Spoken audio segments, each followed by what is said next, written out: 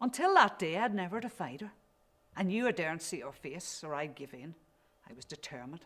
What she deserved.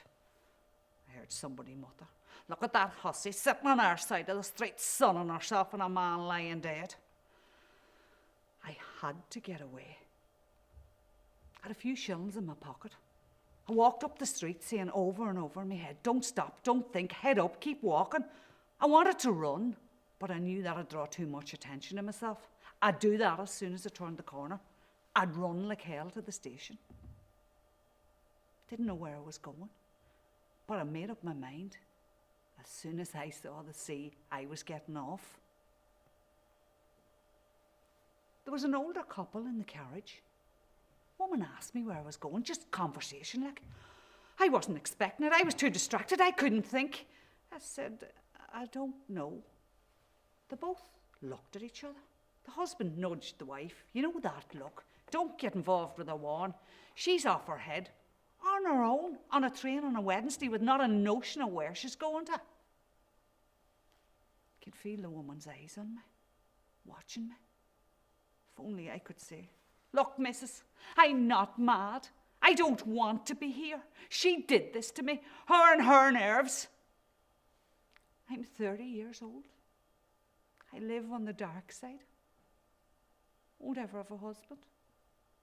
I won't ever have children. I can't leave her. Kids in the street don't even call me Jean no more. They get scolded. It's Miss Timpson to you. It's respect.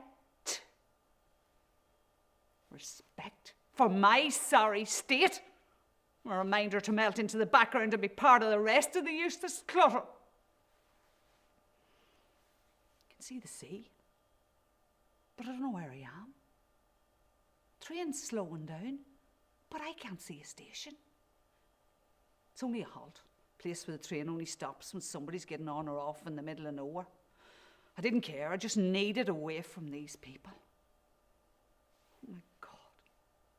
What was I doing? What was I doing here on my own? I'd never been anywhere alone, ever. It wasn't done. It was no good. It was no fun. I didn't want to be alone. Everybody I knew my age was married now. I had to wait until they got the kids minded or the money up or the husband's permission. I was always waiting. I was always ready. I decided I couldn't do it. I'd cross over the tracks and wait on the platform and halt the next train back. I hadn't been away long. I could make up an excuse to Mother. She wouldn't mind. She'd be too desperate for the details of Arthur's demise.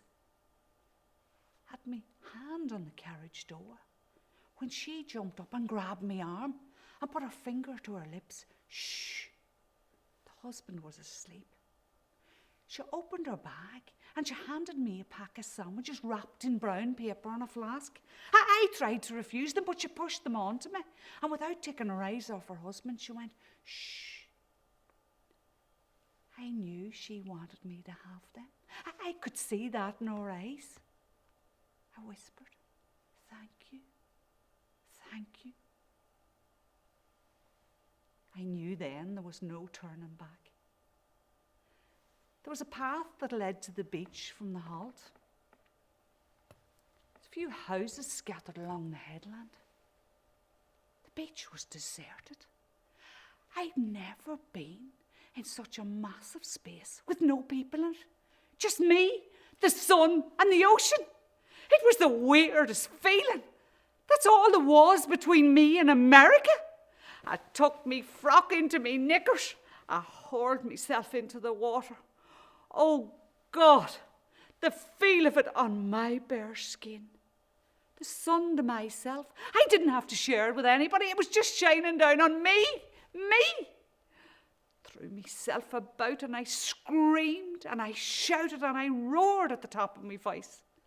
It wasn't even words, just sounds. Sounds I never knew I had in me.